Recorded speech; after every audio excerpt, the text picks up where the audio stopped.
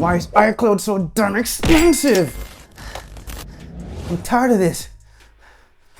There's actually a way you can do this for free using a simple hack, not so much of a hack, but an actual feature built right into the iPhone itself.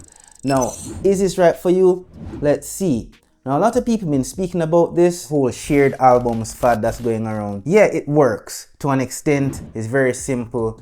You select a few photos here, a couple of videos while I'm at it, a photo here and a photo there, and just simply share it, and then you add it to the shared album. Here I have one called UGC. If you don't have one, you can easily create a new one right there. Very drop dead easy to do, and you just simply press post and it just sends them there. One of the pros is that yes, it does not use your iCloud or your iPhone storage, so it feels like a hack, a secret hack. Apple knows this. It's a feature, it's not a hack, and they know, but there are cons to it. Your stuff does not get copied in full resolution. Here they are right about now. I have tons of photos and videos in there. You can store up to 5,000 images and videos at once per shared album and have a maximum of about 200 albums. There is a hard limit to it. You are relying on Apple, the Apple gods, to keep your stuff safe, secure, and to keep them any at all. And who's to tell if they get rid of the feature? They should warn you by right, they may not warn you, and it may just get wiped and you don't even know. Here's the image that I have uploaded, one of them. The second image here, you may recognize this from my thumbnail. Here I'm zooming in and out. The quality is not bad. I mean, yeah, I'm blurred out there. The nice bokeh effect, the phone is in focus. Looking at this image here, everything seems fairly sharp. And here is one of the videos here that I did.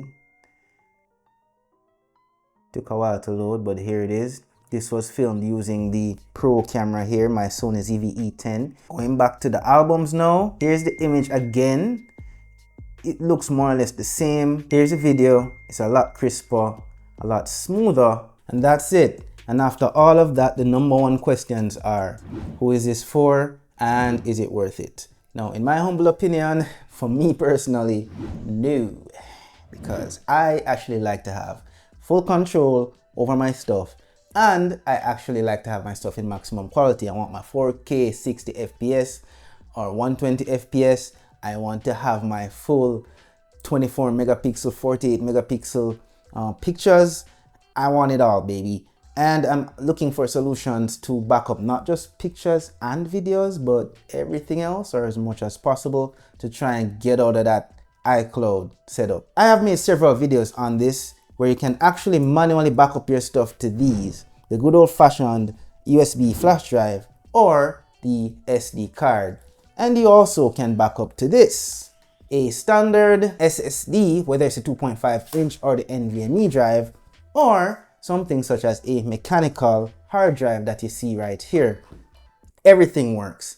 And if you want a true wireless solution, something that works anywhere in the world, just as wireless, just as good as iCloud, but gives you so much more control and flexibility, check out the video I have down below here in my pinned comments and description below that shows you how to do this.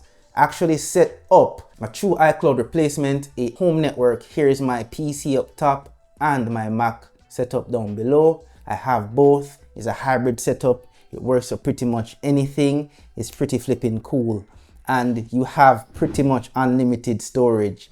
So that's something worth checking out.